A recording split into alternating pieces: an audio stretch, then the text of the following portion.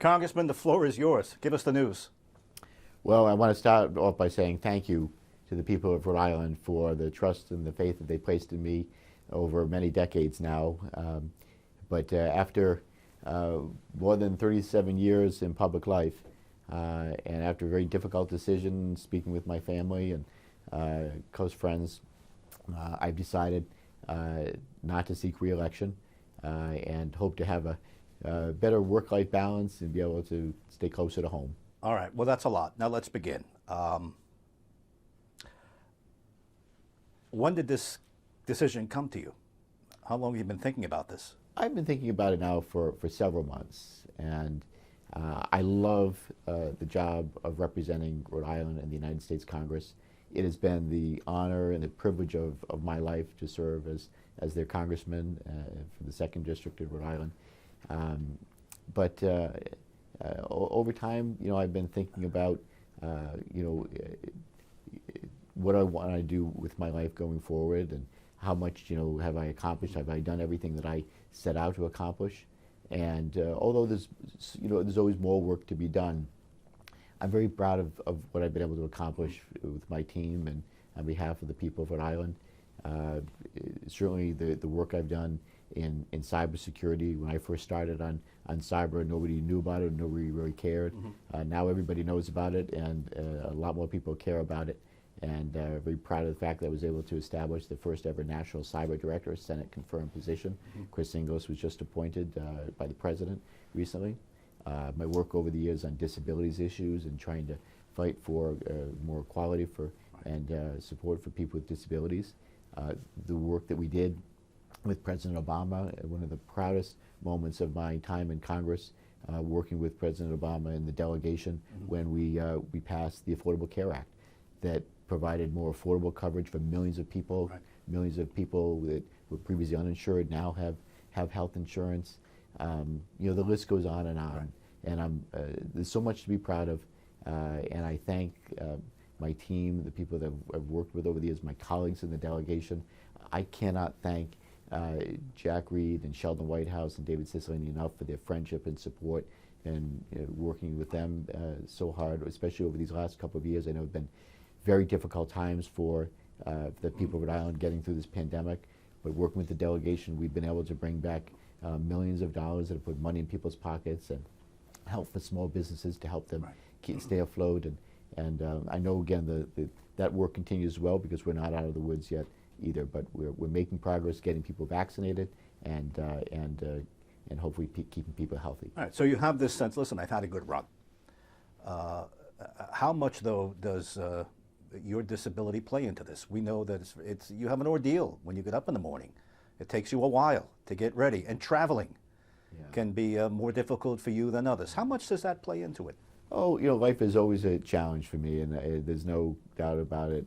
But I never let my disability, those challenges, ever get in my way. I get up every morning and I say, okay, it's going to take me a little longer to get ready in the morning, but I do that, and I go to work, and then I go to work with passion and enthusiasm for the job and realizing the responsibility that I have on my shoulders of representing the people of Rhode Island. It's been the honor and the privilege of my life. Right. But has it become harder for you? I mean, it comes a certain point we all say, this becomes a lot for someone, especially someone like you. I don't think anyone would begrudge you that. It's amazing what you go through to get up every day and get on planes and get off planes and everything. Yeah. Well, does that factor at all? Well, getting on a plane every week doesn't have the appeal that it used to have. I would like to do something that allows me to stay closer to home and have a better work-life balance. Of course, doing the job there's always a great personal sacrifice that goes along with it, but that's what I signed up for, and it's been the honor and the privilege of my life to do that. Certainly, getting on an airplane, all the travel and all that, it's certainly an endurance test. But I've managed it all these many years, but it's time. Okay, so now let's go a little tougher. You're leaving at a time where the House will probably flip Republican anyway. Is that a factor in why you're getting out? It's way too early to say who's going to be in charge in November. I think that the Democrats, if the American people focus on what Democrats have done for the American people, and working with President Biden, certainly the American Rescue Plan that has put money in people's pockets. It's helped provide support for our small businesses so they could keep their workforce intact, keep their doors open, keep them afloat. The funds that we've been able to bring back to the state to help cope and deal with the pandemic. The infrastructure bill that we just passed is going to bring over $2 trillion, $2 billion to Rhode Island. A $1 trillion infrastructure package that's going to fix our roads and bridges. When the American people focus on those things, I really believe that we have a better than a decent shot of maintaining majorities in both the House and the Senate. You've got a good sense of humor. In other words, if everybody would just look away from every poll, Right. that shows that the Republicans flipping the House. But you're saying whatever it is, that's not a factor. It's not a factor. It's too early to say who's going to be in control of the House and Senate. As I said, I think that if we focus on what Democrats have delivered for the American people, I think that Democrats have a good chance of retaining the House, the majority in the House and the Senate. Next question, is it because you fear that you might be beat this time around?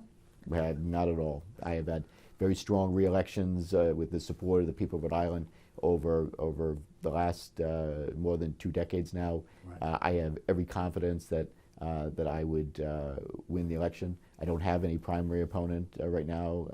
There is a opponent that ran the last time. Yes.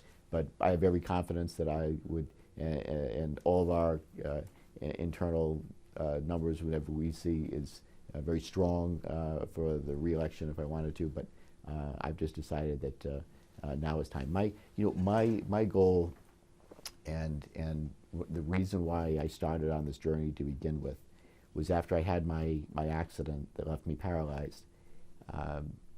My dreams were crushed. I had to relearn how to do even basic tasks, and thanks to the help and support of my family, close friends, and an amazing community, the people of Rhode Island that rallied around me at a time when I needed it the most, I said if I could ever do anything to give back, that I wanted to do that. I began this journey as a way of saying thank you to the people of Rhode Island for being there when I needed it the most. And that's why I entered public service, and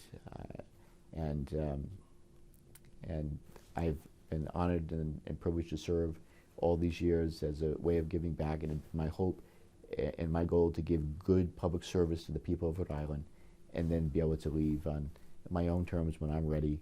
And I just feel that now is that time. Thank you, Rhode Island. Congressman, well, that leaves us with what's next then? Are you done with politics? You're not going to be the 17th guy to run for governor, are you? Are you going to surprise me here? I am not going to be a candidate for any office this November. I'm not sure what the next steps will be, and as I said, I want to do something that certainly will be in service to the people of Rhode Island somehow. But there's could be many different forms, even in a volunteer capacity. I want to have a better work-life balance, but I have a job to do right now, and we're still not out of this pandemic. So I'm going to continue to focus on the job of serving the people of the 2nd Congressional District in the United States Congress. When we conclude this interview, I'm getting in my van and I'm heading to the airport to fly to Washington, D.C. for votes tonight and votes this week. We have a lot of work to do, and I'll let the future take care of itself. I'm going to take time to reflect on what I'd like to do next, but well, you usually don't leave it that loose. You usually have a plan. You know your next step. What interests you? Would you like to be a college president at Rhode Island College? They have an opening, I understand. You're alumnus. Again, I really haven't given a whole lot of thought to what the next step will be. Again, I've got a year of work to do for the people of Rhode Island right now, and I'm going to take time to look at, think about what will interest me next, and where I think I can make a difference, and where I can contribute my talents in some way, shape, or form. Right. Your high point, you said, was voting for Obamacare. That's right. The Affordable Care Act made a huge difference in delivering health care. It never has been a perfect law, but it changed us over from a fee-for-service system to now one that focuses more on quality of care. It covered millions of uninsured, and it helped to control costs more than the trajectory where they were. It's still too high. We've got a lot of work to do. I hope that we can get some form, shape, or form of the Build Back Better plan that President Biden had originally proposed, because that had it start at requiring competition for prescription drugs. People are still paying too much for prescription drugs, and that's something else that I want to continue to work on during my time that's left in Congress. And hopefully we'll see some progress on the Build Back Better plan and the other amazing things that Democrats want to do for the American people. Low point, you were there on January 6th. You've had to take votes on wars and other difficult issues during your tenure. Low point? Yeah. Well, certainly January 6th being in Washington on that day was a low point. And still so disappointed that many of my Republican colleagues that are looking the other way and refuse to acknowledge what happened that day, or what led up to January 6th. And so that was a low point. Of course, 9/11 was another low point, tragic day for our country that did lead to us going to war in Afghanistan. One of the other proud votes, of course, is when I voted against the Iraq War. I didn't see the intelligence, didn't see the case being made for going to war in Iraq, and I voted no. Of course, President Bush went anyway, but it was an important vote to take. And you know, all the other things that I take a lot of pride in, and I look back on with great deal of satisfaction, is all the constituent services work that we've done in this office over the years. That, you know, people have come and had nowhere to turn, and they tried everything on their own, and they call their congressman, they call this office, and we were able to solve those problems, cut through government red tape, whether it's on Social Security or Medicare or immigration issues. We've been able to solve those problems for people here. At this point in any interview, now that you've broken the news, do you feel freer? Do you feel liberated? Well, do you feel you could speak to me more freer than perhaps? Gene, I've always spoken freely. No, but you know what I mean with regard to, I'm out, I'm leaving now. And you're free to assess what's going on in Washington. Politics is a nasty game. We're as divided as you've ever been. Do you have a sense that you can speak? It is very true that we are more divided than ever as a Congress and the country. I'm more of a policy wonk. I'm not necessarily the political guy. I went to Washington to solve problems, and so it does cause me a great deal of concern that the Congress and the country are so divided. We really need to find ways to find that middle ground and work closer together to solve the big problems. That's really the only way that really the big problems really get solved in a real comprehensive and meaningful way is to do it together. Congressman, thanks and good luck to you. Thank you, Gene. It's been a pleasure. We'll be seeing more of you. Thank you. I hope so.